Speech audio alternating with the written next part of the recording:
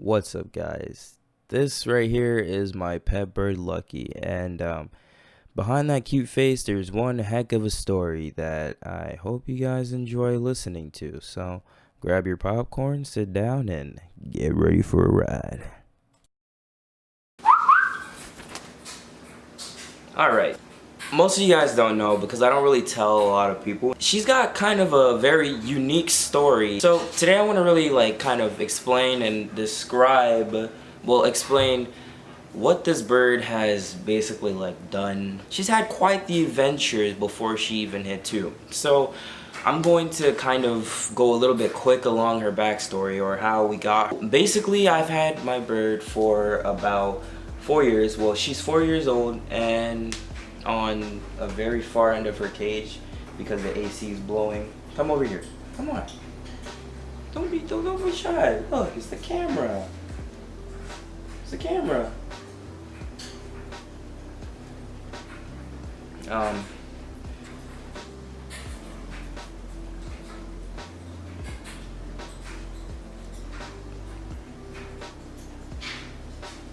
Now you want to be nice?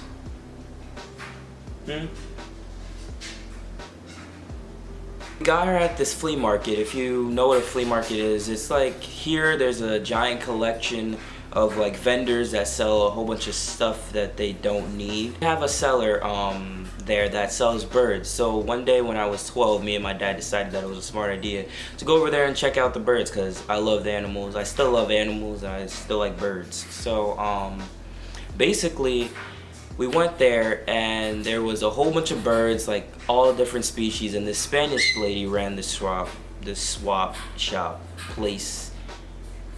So this is what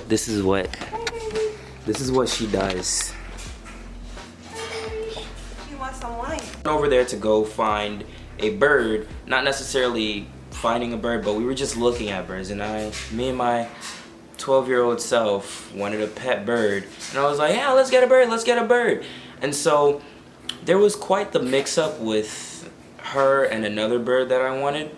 I still love her as a bird and everything like that, and I wouldn't want the other bird anymore. But basically I wanted a cockatoo, and the lady said that she was a cockatiel, and me and my stupid self thought that they were the same thing. She's gray with red cheeks, and the bird that I thought of was all white with yellow on its head. I don't know how I got them mixed up. So I see this little box. She has two baby birds, her and another one. And so she's just sitting in a corner acting all calm and chill. The other one's jumping around hungry for food and stuff. And I'm like, all right, so I want the calm one, because normally you would choose the energetic one. I was like, opposite day, let me get the small one. So I got her and we brought her home. She was very odd when I first got her. Like, she was swaying side to side because she was hungry, and I didn't know, and closing her eyes a lot and sleeping a lot, and I thought that she was dying, and I was afraid. And I went to my dad. I was like, Dad, Lucky's not acting normal. I went, Dad, I don't get it. Why is she not coming to my hand? Why is she not doing this? I was realistic. Come here, come. She's scared about something. You scared about something? What's scaring you? Come on. So basically she was acting all odd and stuff like that, and my dad, I didn't know that she was hungry. So my dad said maybe she's just tired and hungry. So we went and we fed her, and that's when she started acting like normal, and she came to me and I put her on my shoulder just like this, and I've had her like this for years. Not in a row, obviously, because that'd be weird to just walk around with a bird on your shoulder for years. But yeah, on Halloween day, I was at school in my history class clowning around with people because I like making people laugh and stuff like that.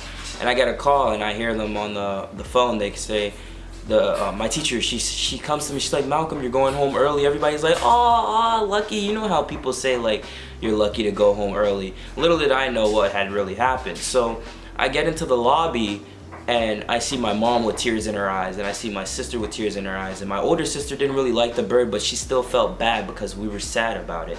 So I didn't know what was going on. I see everybody crying. I'm like, oh shit, my grandmother dead. And I honestly thought that like my grandma was just gone. I don't know why. It was the first thing I thought, but that was the first thing I thought. I was just silent until we got in the car, and they said to me, she was like, Malcolm, your bird flew away. And I was like, huh?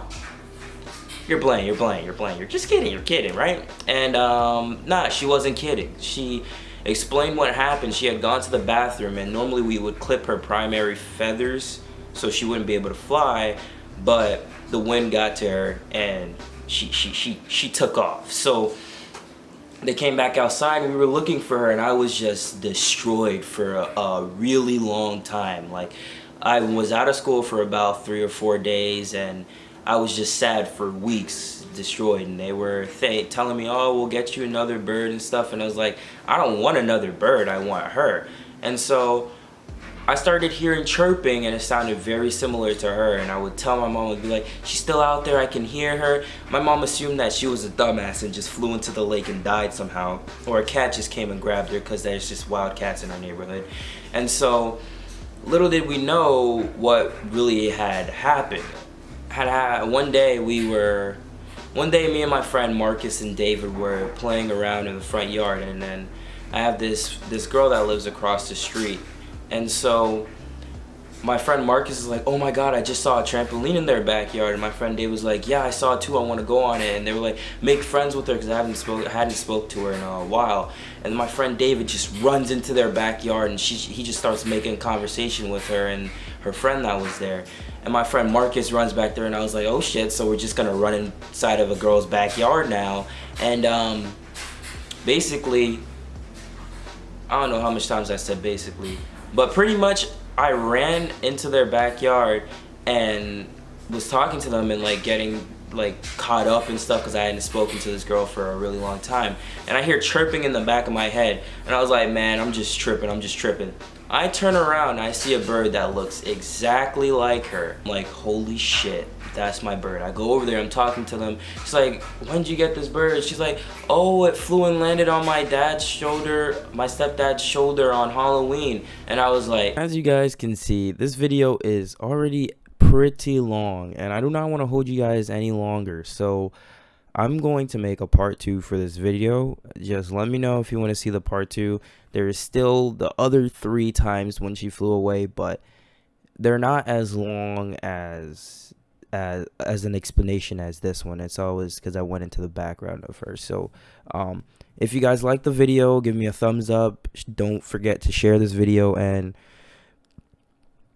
comment down if you want to see a part 2, because I mean, I have the video here, I recorded it. I just don't want to put too much inside of one video, if you guys know what I mean. But the uses.